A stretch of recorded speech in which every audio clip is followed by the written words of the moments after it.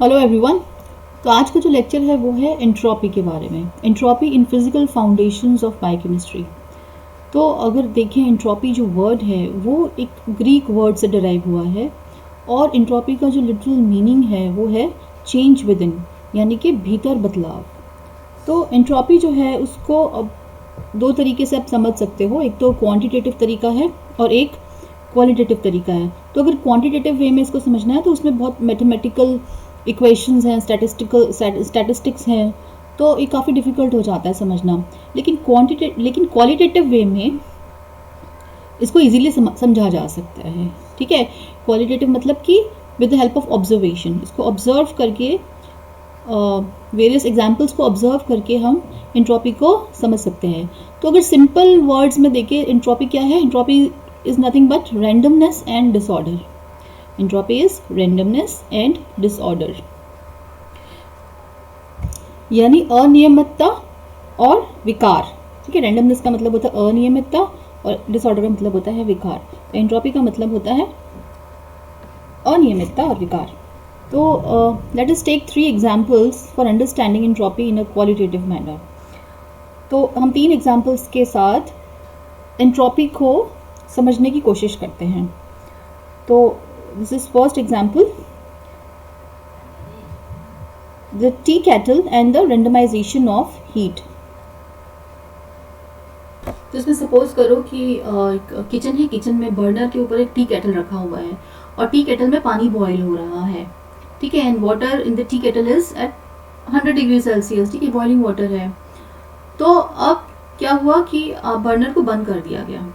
ठीक है, तो जब पानी बॉईल हो रहा था, ठीक है, तो उसमें एक फ्री एनर्जी थी, उस बॉइलिंग वाटर में एक फ्री एनर्जी थी जो कि एक यूजफुल एनर्जी है, उससे एक यूजफुल वर्क हो सकता है। ठीक है, लेकिन एट द मोमेंट जब बर्नर बंद कर दिया तो उसके बाद there be no further boiling, दोबारा और उसमें वाटर बॉईल तो नहीं करेगा।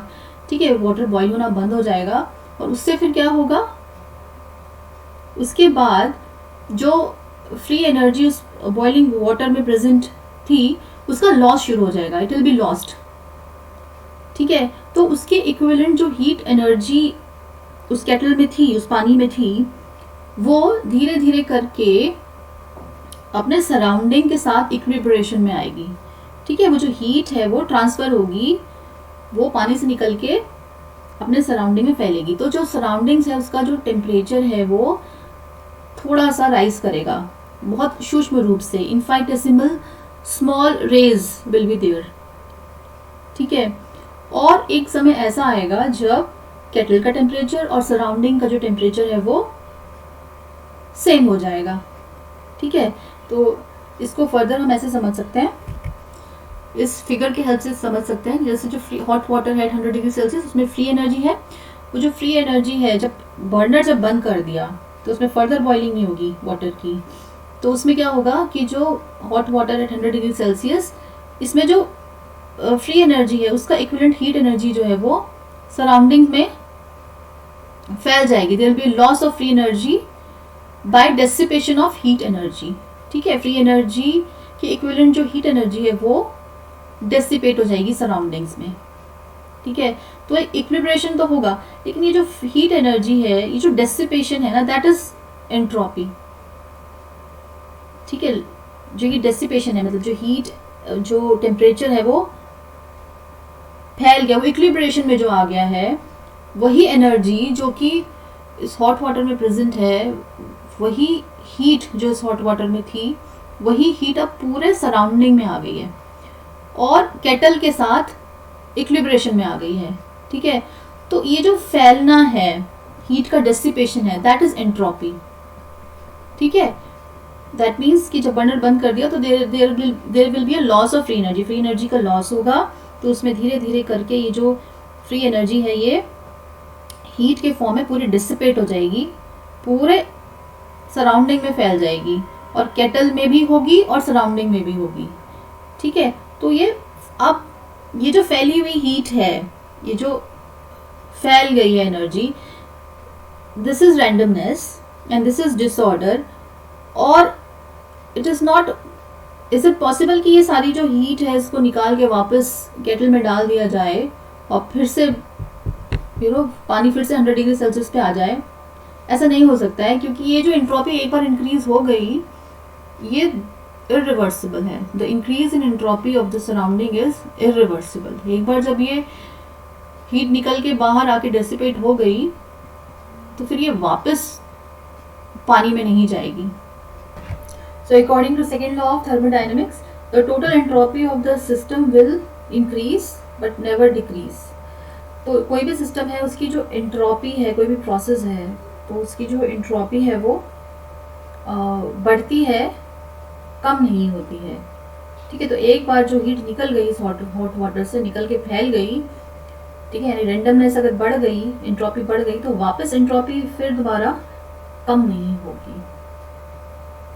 ठीक है, सो एंट्रोपी जो है किसी भी सिस्टम की वो हमेशा इंक्रीज होती रहती है. So this is a second example, oxidation of glucose. इसमें क्या है कि जो एरोबिक हेटेरोट्रॉप्स हैं, they obtain glucose and oxygen from surroundings and extract energy which is present in glucose. So all of you know that the primary source of energy for us heterotrophs is glucose. तो हमारी body में क्या होता है, ये reaction होता है. This is a metabolic oxidation reaction. यहाँ पे ग्लूकोज जो है that is oxidised with the help of oxygen to form carbon dioxide and water. ठीक है, ये रिएक्शन होता है. इसमें जो एनर्जी रिलीज होती है that is used for our performing our cellular work.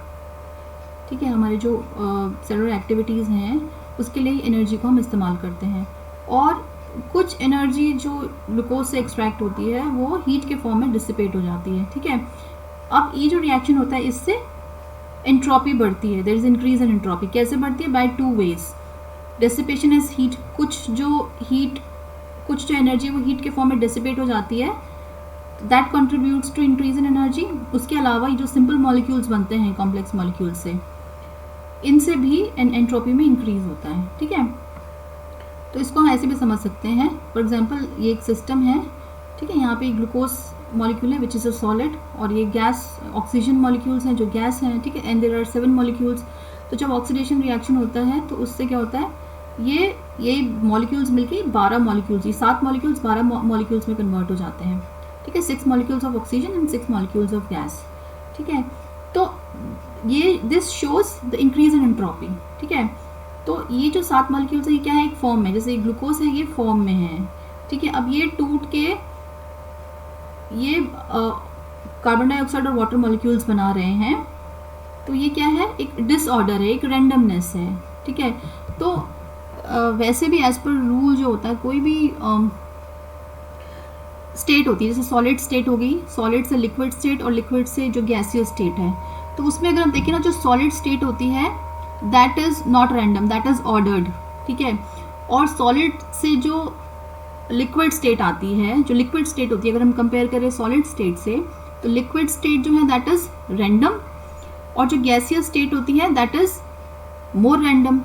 ठीक है, तो जब स्टेट चेंज होती है, ठीक है, सॉलिड से लिक्विड, लिक्विड से गैसियस स्टेट होती है, तो उसमें क्या है कि रैंडमनेस इंक्रीज होती है from solid to gas. Water का एग्जाम्पल ले लेना.